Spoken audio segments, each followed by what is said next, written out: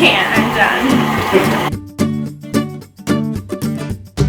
Hey guys, welcome back to my channel and happy Purim. Today I have a really fun recipe for you guys for rainbow hamantashen. So hamantashen are these delicious cookies that we eat on Purim. They're shaped like triangles and they're usually filled with like jam or jelly. They're really sweet and traditionally they have like a white pastry cookie dough. However, today I wanted to try something different and see if I could make rainbow cookies. So I have made rainbow cookies before. I've never tried it for a hamantashen, but I don't see why it wouldn't work. So yeah. By the way, I used to have a food blog, and when I was writing that blog, I was really obsessed with hamantashen cookies and finding the perfect recipe for them. Because hamantashen cookies are folded into this triangle shape, the dough has to be a really specific consistency or they like kind of puff out in the oven and just they don't turn out right after you bake them. So this is one that I found from a website called notderbypie.com, is another food blog, and it is the perfect hamantashen dough recipe. So I highly recommend this recipe, and you can use it without all the food coloring and the rainbow stuff and just make traditional hamantashen if you're boring like that. But today we're going to do the rainbow one, so yeah. And if you're new to my channel, welcome. I make videos about being a Jewish mom and minimalism with kids, so definitely subscribe to my channel down below if you haven't yet, and hit the thumbs up button if you like this video. Okay, so the first thing we're going to do is make a traditional hamantashen dough recipe, and all you're going to need for that is flour, sugar, butter, eggs, some orange juice, and baking powder. It's really helpful if your ingredients are already at room temperature, so I've had these sitting out for a little bit, and what I'm going to do is take 2/3 of a cup of butter and half a cup of sugar and cream them together in my mixer.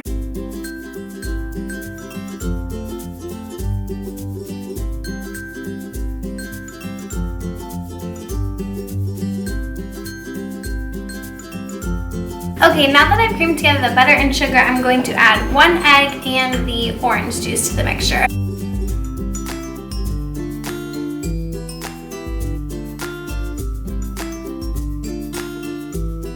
Okay, then in a separate bowl, you're going to sift together the flour, baking powder, and I'm also going to add just a pinch of salt here also. And this recipe calls for 2.5 cups of flour, 1 teaspoon of baking powder, and like a half teaspoon of salt.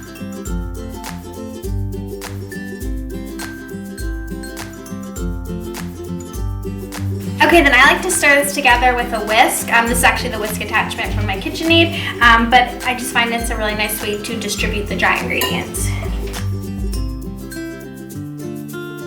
Okay, then with the mixer on low speed, I'm just going to put the dry ingredients into the wet ingredients. Yes, it's gonna get messy.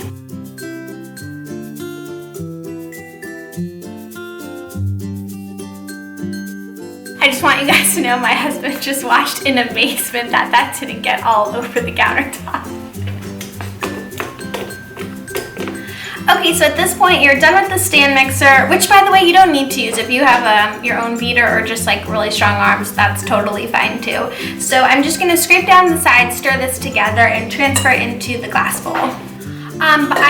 This is very typical for how I cook. I forgot an ingredient. I forgot to put in the vanilla. Normally you would do this with the wet ingredients, but it doesn't matter. I'm just gonna do it now. So 1 teaspoon of vanilla. Real bakers are watching in horror right now.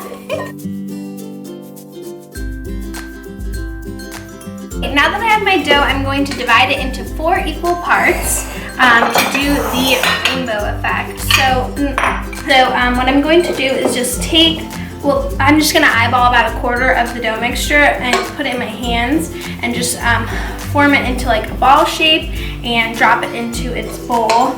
And I'll adjust as I go if I need to add more or less to the bowls.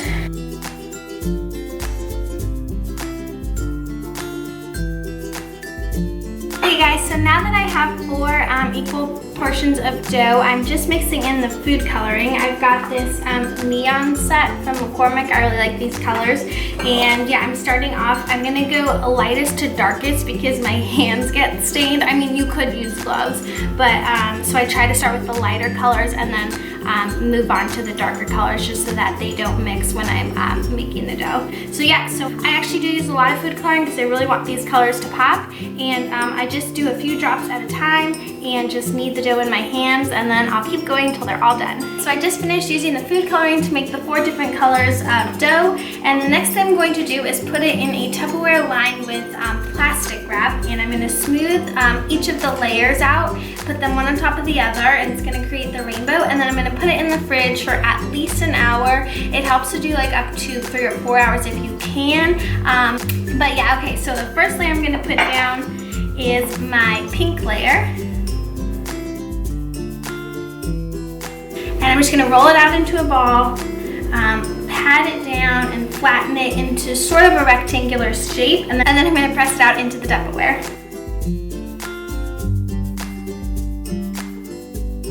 And I'm using about half of each ball per layer, so that the layers are a little bit thinner. And for each of the layers after the first bottom one, I'm going to press them out first on my countertop so that as I'm getting into the right shape, I don't accidentally like push too hard or blend it into the layer below.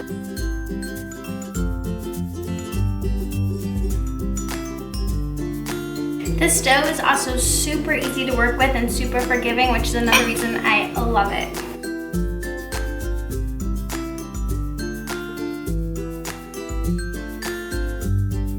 Okay guys, so I'm finished with all the layers. I'm just going to cover the top with the plastic and put it in the refrigerator.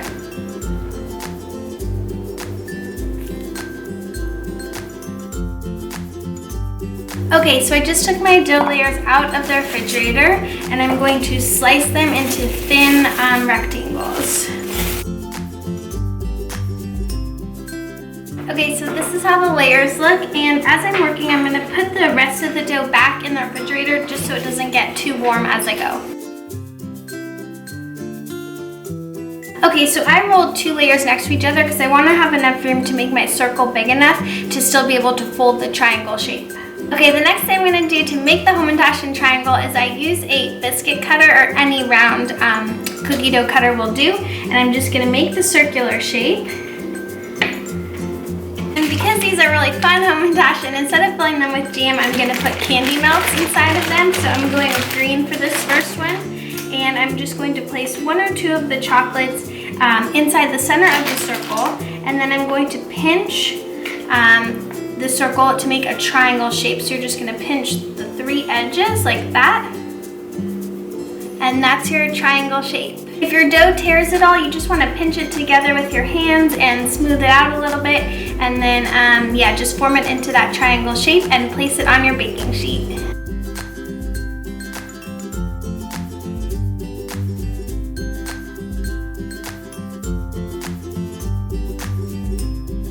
I'm just going to form the rest of these, and I'll show you guys how they look before I pop them in the oven.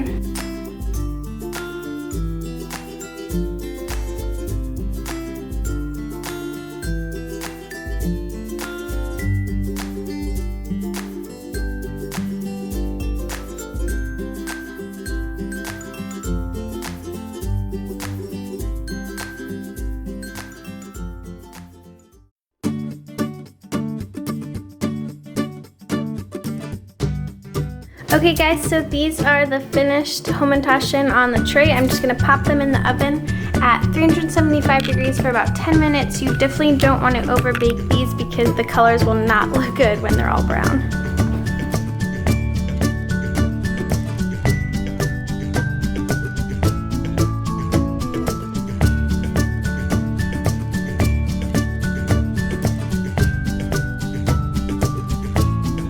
Okay guys, here are all the different colored ones I made. Look how cute they are. I love how they came out. This is really exciting to me, like I said, because I haven't made this before.